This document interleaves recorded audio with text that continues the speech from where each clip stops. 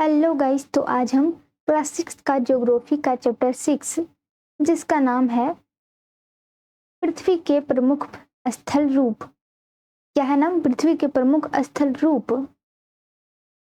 तो इस चैप्टर का हम कॉन्सेप्ट और इम्पोर्टेंट पॉइंट्स देखने वाले हैं। तो इस चैप्टर में हम पढ़ेंगे कि पृथ्वी के प्रमुख स्थल रूप क्या क्या हैं या फिर स्थल रूप क्या है, ये पढ़ेंगे हम। तो चलिए करते हैं हम हमारे चैप्टर को स्टार्ट। तो हमारा बताया है कि यहाँ पे कि आपने इसमें कुछ स्थल रूपों को जरूर देखा होगा जो चित्र 6.1 में दिखाए गए हैं। अब देखेंगे कि पृथ्वी की सतह सभी जगह एक समान नहीं है। पृथ्वी का सतह जो है वो सभी जगह एक समान नहीं होते हैं। जैसे कि हमारा ये चित्र में दिया हुआ है, ये भी तो पृथ्वी है, सबका सतह एक जगह तो नहीं है, कभी पर्वत कहीं पठार। पृथ्वी पर अनगिनत प्रकार के स्थल रूप हैं और जलमंडल के रूप कुछ भाग ऊंचे नीचे तथा कुछ समतल होते हैं। तो स्थल मंडल के जो है वो कुछ भाग ऊंचे नीचे होते हैं और समतल भी होते हैं। और आगे है हमारा कि ये स्थल रूप दो प्रक्रियाओं के परिणाम स्वरूप बनते हैं। आपको यह जानकर आश्चर्य होगा कि मैदान जिस पर आप खड़े हैं उसमें धीरे धीरे गति हो रही है। पृथ्वी के अंदर लगातार गति हो रही है। प्रथम या आंतरिक प्रक्रिया के कारण बहुत से स्थानों पर पृथ्वी की सतह कहीं ऊपर उठ जाती है और कहीं धंस जाती है।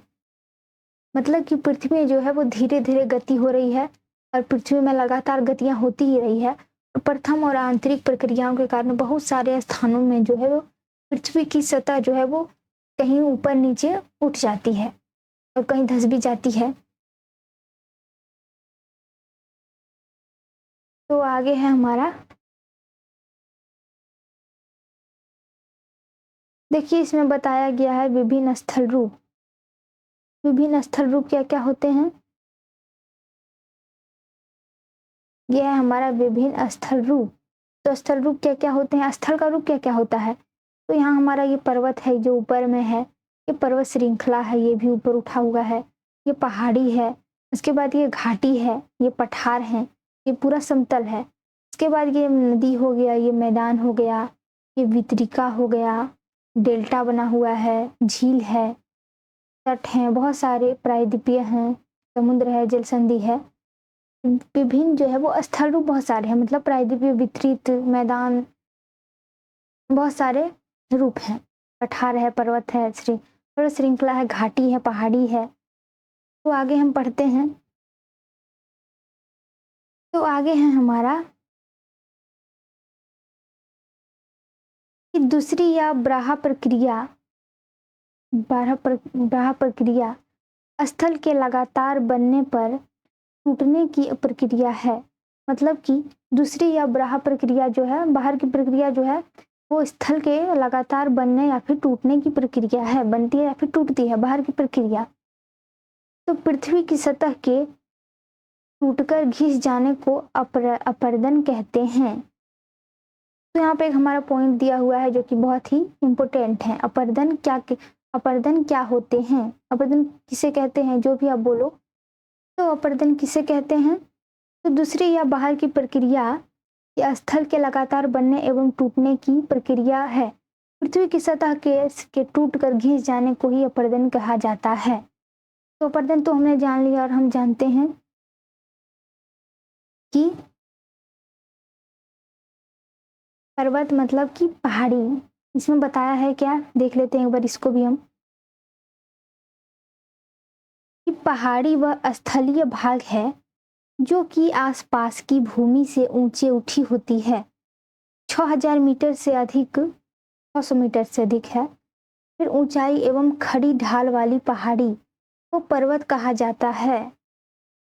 ये हो गया हमारा पर्वत। तो आगे हम देखते हैं। तो अपरदन तो हमने देख लिया, तो आगे बढ़ते हैं हम।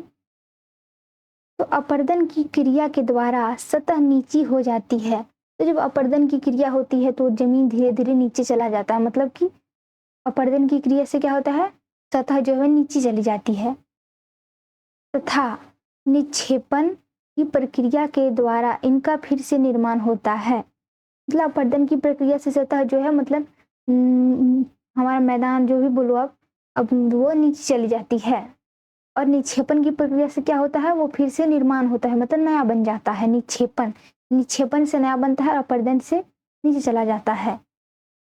और आगे है हमारा कि ये दो प्रक्रियाएं बहते हुए जल, वायु तथा बर्फ के द्वारा होती है। और अपर्दन और निक्षेपण दोनों जो है वो बहते हुए जल के कारण या फिर वायु के कारण या फिर बर्फ के द्वारा होती है। तो आई होप कि आपको अपर्दन और निक्षेपण अच्छे समझ में आ गया होगा। तो अपर्दन के कारण क्या होता है कि धरती नीचे चली जाती है, सतह नीचे चली जाती है, और निक्षेपण के कारण नया बनती है, मतलब कि इस प्रक्रिया के द्वारा इनका फिर से निर्माण होता है। तो अब देखते हैं पर्वत क्या होता है। तो पर्वत देख लेते हैं हम। पर्वत पृथ्वी की सतह की प्राकृतिक ऊंचाई है। तो पृथ्वी की सतह की प्राकृतिक ऊंचाई क्या है? पर्वत जो है वो प्राकृतिक रूप से उसकी ऊंचाई होती है, कोई करता नहीं है, वैसे प्राकृतिक रूप से होता है उसकी ऊंचाई। तो पर्वत का शिखर छोटा तथा आधार चौड़ा होता है। तो क्या होता है, पर्वत का जो शिखर है वो छोटा होता है, मतलब कि शिखर ऐसे छोटा हो गया हमारा और उसका आधार जो है वो चौड़ा हो गया, मतलब ऐसे हो गया। इसका आकार जो मतलब ऊंचाई ज्यादा नहीं है पर ये चौड़ाई जो है वो बहुत ज्यादा है, इसे हम पर्वत कहते हैं।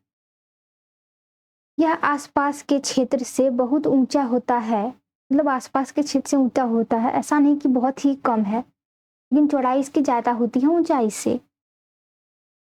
मतलब कि ऐसे, मतलब ऊंचाई ज्यादा नहीं होती लेकिन चौड़ाई अधिक होती है। कुछ पहाड़ बादलों से भी ऊंचे होते हैं और कुछ पहाड़ जो है बहुत ज्यादा ऊंचे होते हैं, बादलों से भी ज्यादा। जैसे जैसे आप ऊंचाई पर जाएंगे जलवायु ठंडी होती जाती है। जैसे जैसे ऊपर जाएंगे वायुमंडल की तरफ, वैसे वैसे जलवायु जो है वो ठंडी होती जाएगी। और आगे है हमारा कि कुछ पर्वतों पर हमेशा जमी रहने वाली बर्फ की नदियां होती है और कुछ पर्वत पर क्या होती है कि हमेशा जमा हुआ रहता है, बर्फ की नदियां भी होती है।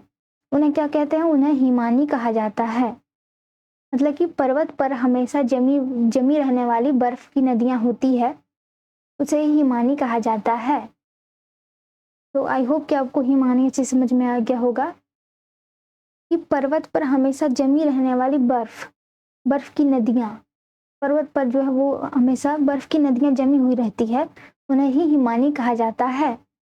तो आगे है हमारा कि यहाँ कुछ ऐसे भी पर्वत हैं जो समुद्र के भीतर हैं और ऐसे भी पर्वत होते हैं जो समुद्र के भीतर होते हैं, मतलब समुद्र के अंदर होते हैं, तथा जिन्हें आप नहीं देख सकते, मतलब समुद्र के अंदर होगा तो नहीं देख सकते हैं। कठोर जलवायु होने के कारण जो है वो पर्वतीय क्षेत्रों में बहुत कम लोग निवास करते हैं। और पर्वत के क्षेत्रों में जो है जहाँ पर्वत होते हैं वहाँ बहुत कम लोग निवास करते हैं। आगे है हमारा कि वहाँ का धरातल खड़ी ढाल वाला होता है तथा कृषि योग्य भूमि की कमी होती है। पर्वत वाले क्षेत्रों में पर्वत एक रेखा के क्रम में भी व्यवस्थित हो सकता है, जिसे श्रृंखला कहा जाता है। तो श्रृंखला क्या होता है? श्रृंखला होता है पर्वत एक रेखा के क्रम में भी व्यवस्थित हो जाता है, उसे ही श्रृंखला कहते हैं। तो ये हमारा चित्र दिया हुआ है, यह है वलित पर्वत, जिस मतलब कि हिमालय। तो ये हो गया हमारा भूपर्पट्टी, ये हो गया हमारा वलित पर्वत। तो पढ़ते हैं हम अब यहाँ इसमें क्या बोला जा रहा है कि बहुत से पर्वतीय तंत्र समानांतर श्रृंखलाओं के क्रम में होते हैं जो सैकड़ों किलोमीटर में फैले होते हैं। बहुत सारे पर्वत तंत्र जो हैं वो समानांतर श्रृंखलाओं में फैले होते हैं और सैकड़ों किलोमीटर में बहुत सारे, बहुत ज्यादा लंबी चौड़ाई, बहुत ज्यादा सैकड़ों किलोमीटर में फैले होते हैं। हिमालय, आल्प्स तथा एडीज क्रमशः एशिया यूरोप तथा दक्षिण अमेरिका की पर्वत श्रृंखलाएं हैं। मतलब हिमालय जो है वो एशिया में है, आल्प्स कहाँ है, यूरोप में है, और दक्षिण अमेरिका में है एंडीज है। ये बहुत ही ऊंचा वाला पर्वत है। पर्वतों की ऊंचाई एवं आकार में भिन्नता होती है। पर्वत की हजार ऊंचाई और आकार में तो भिन्नता होगी ही, तो भिन्नता होती है। आगे है हमारा कि पर्वत 3 प्रकार के होते हैं। पर्वत कितने प्रकार के होते हैं? 3 प्रकार के। ये बहुत ही ऑब्जेक्टिव क्वेश्चन जो कि बहुत बहुत ही इंपॉर्टेंट है। ये क्वेश्चन एग्जाम में पूछेंगे ही। तो पर्वत के 3 प्रकार होते हैं। कितने प्रकार? 3 होते हैं। तो कौन कौन होते हैं ये देखते हैं। पहला है हमारा वलित पर्वत, दूसरा है हमारा भ्रंशोत्थत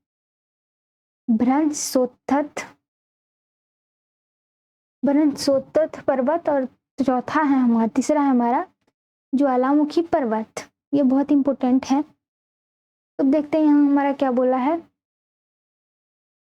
यहीं पढ़ लेते हैं, उसके बाद उसको पढ़ेंगे। तो हिमालय तथा आल्प्स वलित पर्वत हैं जिनकी सतह ऊबड़ खाबड़ तथा शिखर शंक्वाकार है। भारत की अरावली श्रृंखला विश्व की सबसे पुरानी वलित पर्वत श्रृंखला है। क्या है कि हिमालय तथा आल्प्स जो है वो वलित पर्वत हैं जिनकी सतह जो है वो ऊबड़ खाबड़ तथा शिखर जो है वो शंक्वाकार है। और भारत की अरावली श्रृंखला जो है वो विश्व की सबसे पुरानी वलित पर्वत श्रृंखला है। Oh my God. अपरदन की प्रक्रिया के कारण यह श्रृंखला जो है वो घिस जाती है। और आगे है हमारा कि उत्तरी अमेरिका के अपलेशियन तथा रूस के यूराल पर्वत गोलाकार दिखाई देते हैं। तो अल्पेशियम तथा रूस का यूराल पर्वत जो है वो गोलाकार दिखाई देता है एवं उनकी ऊंचाई कम है, उनकी ऊंचाई भी कम है। तो बहुत पुराने वलित पर्वत हैं। जब बहुत बड़ा भाग टूट जाता है तथा ऊर्ध्वाधर रूप में विस्थापित हो जाता है, तब भ्रंशोत्थत पर्वतों का निर्माण होता है। ऊपर उठे हुए खंड को उत्खंड मतलब हास्ट तथा नीचे धंसे हुए खंडों को द्रोणिका भ्रंश ग्रोबेन कहा जाता है। यूरोप की राइन घाटी तथा वोस्जेस पर्वत इस तरह के पर्वत तंत्र के उदाहरण हैं। एटलस में दिए गए विश्व मानचित्र से उनकी स्थिति को देखिए तथा इस प्रकार की भू आकृतियों को कुछ और उदाहरणों का पता लगाइए। ज्वालामुखी पर्वत ज्वालामुखी क्रियाओं के कारण बनते हैं। अफ्रीका का माउंट किलिमंजारो तथा जापान का फुजियामा इस तरह के पर्वतों के उदाहरण हैं। पर्वत बहुत मतलब ज्वालामुखी पर्वत के उदाहरण हैं।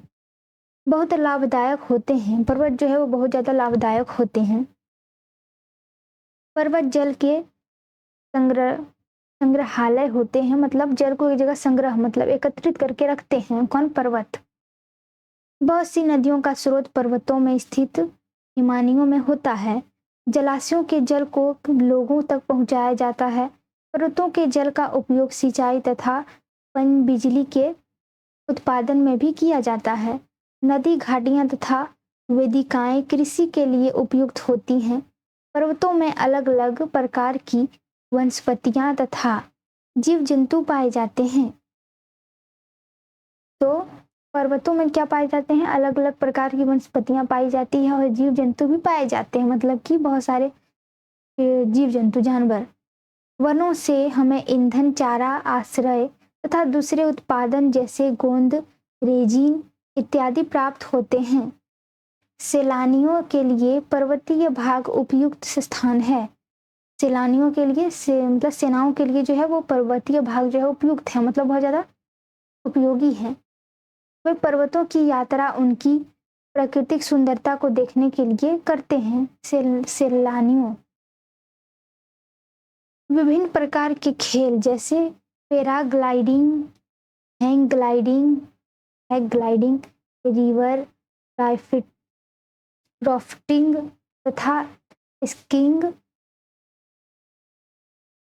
पर्वतों के प्रचलित खेल हैं। क्या आप हिमालय में स्थित कुछ ऐसे स्थानों के नाम बता सकते हैं जहाँ ये खेल खेले जाते हैं? तो ये देख लेते हैं हम चित्र। हम ये है भ्रंशोत्थ पर्वत। भ्रंशोत्थ पर्वत ये है हमारा, बताया गया है इसमें कि ये है उत्खंड भ्रंश, ये है द्रोणिका भ्रंश। और यहाँ देखते हैं हम इसमें क्या बोला है, क्या आप जानते हैं? तो इसमें क्या बोला है पढ़ते हैं। तो प्रशांत महासागर में स्थित मनौकी पर्वत जो है वो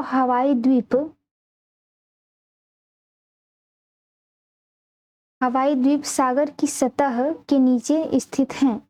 इसकी ऊंचाई जो है वो 10,205 मीटर एवरेस्ट शिखर से भी अधिक है। तो बहुत ज़्यादा ऊंचा है, 10,205 मीटर है, एवरेस्ट शिखर से भी बहुत ही अधिक है। और आगे देखते हैं हम, आगे है हमारा चित्र दिया हुआ है, ये है हमारा ज्वालामुखी पर्वत। ये है हमारा ज्वालामुखी पर्वत दिया हुआ है, यहाँ से आग भी निकलती है। और ये हमारा चित्र जो है वो अत्यधिक दाब के मेघना का निर्माण करता है। मेघना का निर्माण करता है मतलब कि आग का ही मेघना ही हो गया ज्वाला। मेघना मतलब कि ज्वाला ही होता है। और इधर है हमारा कि किनारों से निकलती पिघलती चट्टानें लावा कहलाती हैं। लावा निकलता है उससे, लावा बहुत मतलब गर्मी वाला लावा। यहाँ है हमारा कि ज्वालामुखी सरकू तथा निर्माण राख और लावा की परतों के जमने से होता है। और यहाँ है हमारा लावा, ये है बम हो गया, ये लामा खम हो गया। ज्वालामुखी राख भाप और गैस युक्त बनने का बनता है, बने। अब देखते हैं हम पठार। इस खेल का नाम क्या है? इसमें बोला है जो बर्फों में किया जाता है, पैराग्लाइडिंग होगा शायद। तो हम पढ़ते हैं अब पठार क्या होता है, या फिर पता नहीं क्या कौन सा खेल है। अब देखते हैं हम पठार के बारे में पढ़ते हैं। तो पठार के बारे में हम पढ़ते हैं, तो पठार क्या होते हैं इसके बारे में हम पढ़ेंगे। तो पठार जो है वो उठी हुई एवं सपाट भूमि होती है। पठार कैसा होता है? उठी हुई भूमि होती है, एकदम सपाट होता है। यह जो है वो आसपास के क्षेत्रों से अधिक उठा हुआ होता है, और आसपास का क्षेत्र से तो अधिक ही होगा। तथा इसकी ऊपर भाग मेज के समान सपाट होता है, और इसका ऊपर का भाग जो है वो मेज की तरह, मतलब कि कुर्सी जो भी हो मेज की तरह जो है वो सपाट होता है। किसी पठार के एक या एक से अधिक किनारे होते हैं, और पठार के बहुत सारे किनारे होते हैं जिनके ढाल खड़े होते हैं। और पठारों की ऊंचाइयां प्रायः कुछ 100 मीटर से लेकर कई हजार मीटर तक के हो सकती हैं। मतलब वो इसकी ऊंचाई बहुत ज़्यादा होती है, 100 मीटर से लेकर की बहुत सारे कई हजार मीटर तक भी होती हैं।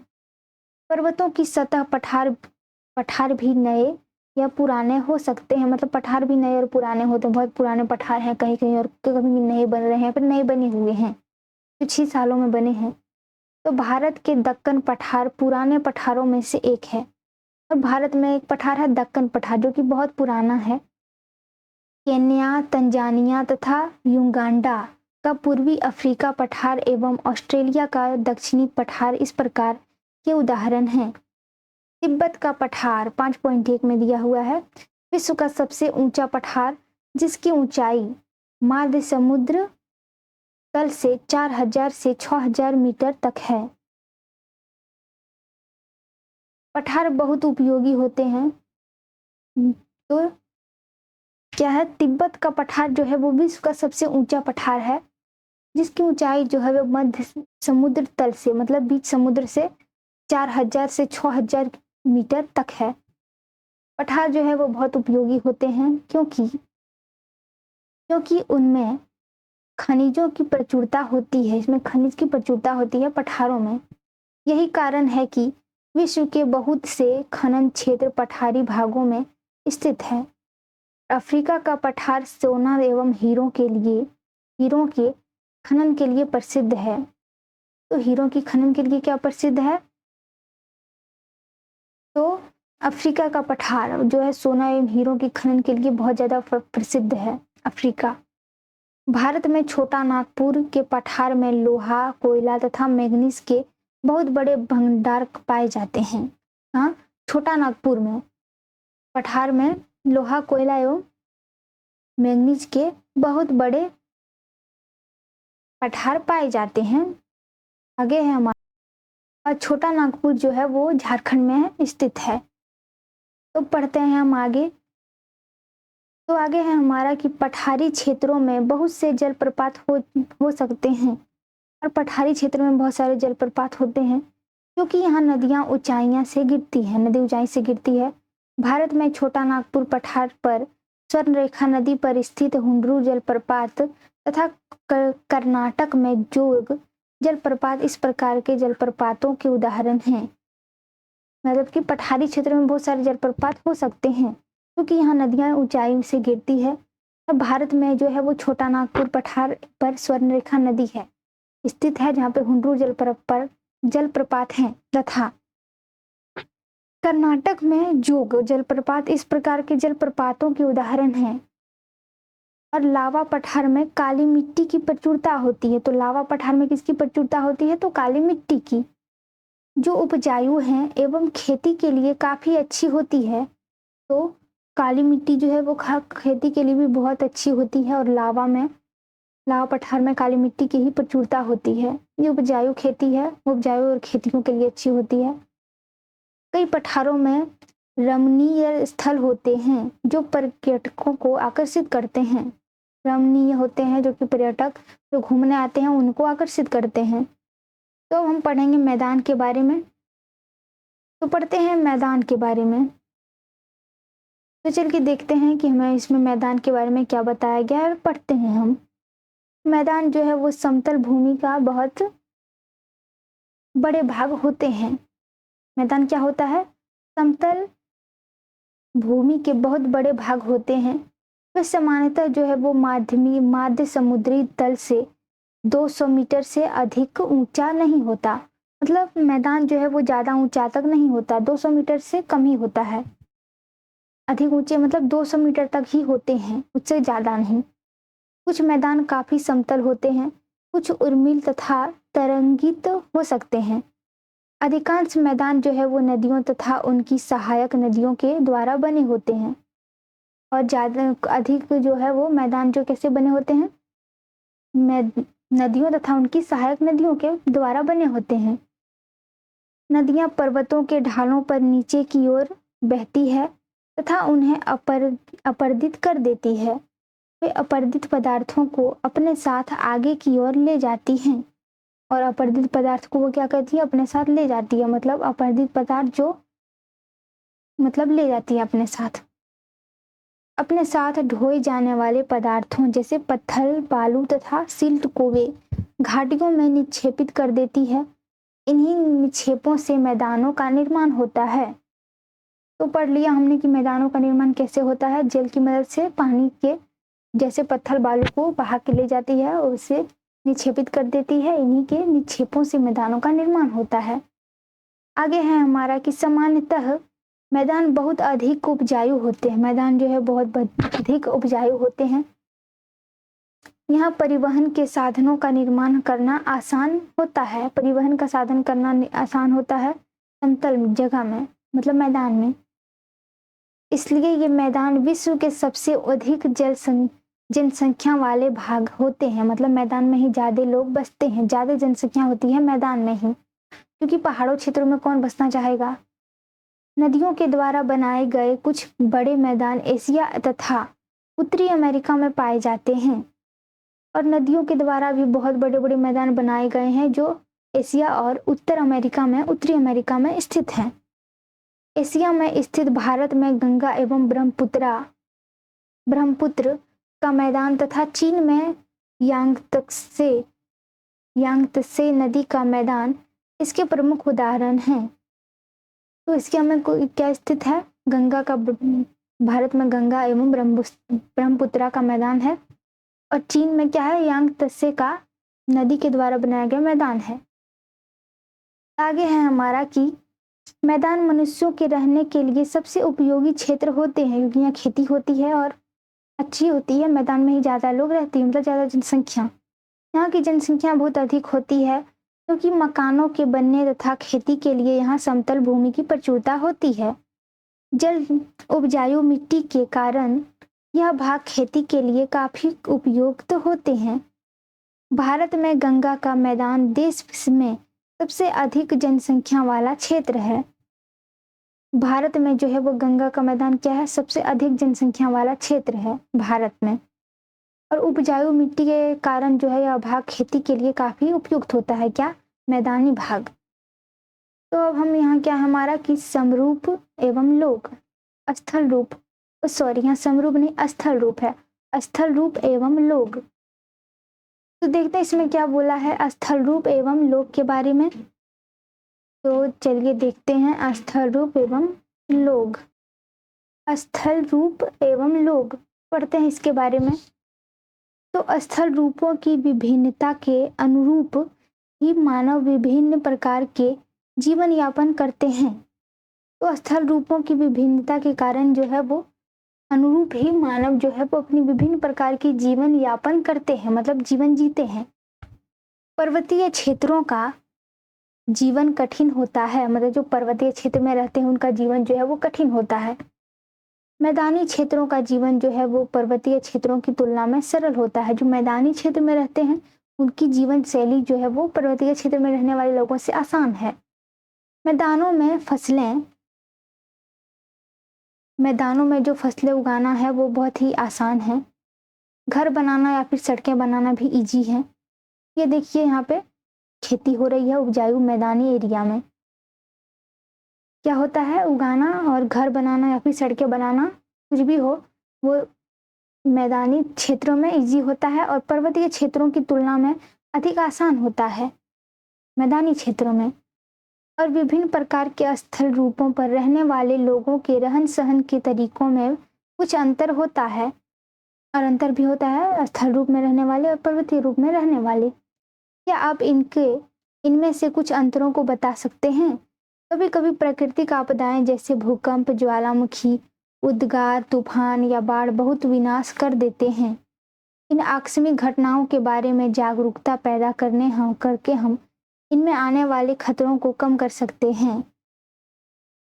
और हम कितने तरीकों से जल एवं स्थल को उपयोग में ला सकते हैं, इनका पता आप अपने आसपास के क्षेत्रों से लगा सकते हैं। प्राय हम स्थल का उपयोग गलत तरीकों से करते हैं, जैसे उपजाऊ भूमि पर मकानों का निर्माण करना। इसी प्रकार हम लोग कूड़ा किसी भी भूमि पर या पानी में फेंक देते हैं। मतलब कि बहुत सारे तरीके हैं जो जल एवं स्थल को उपयोग में ला सकते हैं। इसका पता हम अपने आसपास के क्षेत्रों को देखकर लगा सकते हैं। और कभी कभी जो हम हैं वो गलत स्थान में गलत प्रयोग कर देते हैं, जैसे कि उपजाऊ जमीन है जहाँ खेती अच्छी होती है वहाँ हम मकान बना देते हैं, तो वहाँ की जमीनें नष्ट ही हो गया। मकान बनाएंगे तो वहाँ तो कुछ होगा ही नहीं। और कूड़ा फेंक देते हैं जहाँ मन तहाँ, मतलब नदियों में फेंक देते हैं, तो वहाँ से पानी प्रदूषित होता है। और फिर हवा जगह मतलब ऐसे फेंक देते हैं जो कि उन्हें गंदा कर देते हैं। हमें प्रकृति के इस महत्वपूर्ण वरदान का उपयोग इस प्रकार नहीं करना चाहिए। प्रकृति का तो अभी इतना नष्ट हो रहा है कि पूछो मत, इसलिए हमें थोड़ा कम करना चाहिए। उपलब्ध भूमि केवल हमारे ही उपयोग के लिए नहीं है, मतलब कि उपलब्ध जो भूमि है वो हमारे ही उपयोग के लिए नहीं है। अगर हम जल को प्रदूषित करेंगे तो उसमें हमें ही हानि होगा। यह हमारा कर्तव्य है कि हम अब आने वाली पीढ़ियों के लिए पृथ्वी को सुरक्षित रखें। आगे वाली पीढ़ियों के लिए हमें सुरक्षित रखना है। ये देखिए यहाँ बताया है एक प्रदूषित नदी कितना प्रदूषित है, सारे कचरे इसी में जा रहे हैं। और ये है हमारा रस्सी से बना पुल। ये जो है वो रस्सी से बना हुआ पुल है, अरुणाचल प्रदेश में बना है रस्सी का पुल। यहाँ हमारा है स्वच्छ भारत मिशन। तो स्वच्छ शरीर में स्वस्थ मस्तिष्क निवास करता है। और स्वस्थ शरीर के लिए स्वस्थ पर्यावरण, विशेष रूप से साफ जल, वायु तथा स्वस्थ वातावरण प्राथमिक आवश्यकताएं हैं। इन सभी प्राथमिक आवश्यकताओं को सभी लोगों को सुलभ कराने हेतु भारत सरकार द्वारा स्वच्छ भारत मिशन कार्यक्रम चलाया जा रहा है। तो आई होप कि आपको अच्छे से समझ में आ गया होगा। तो मिलते हैं नेक्स्ट वीडियो में, तब तक के लिए थैंक यू।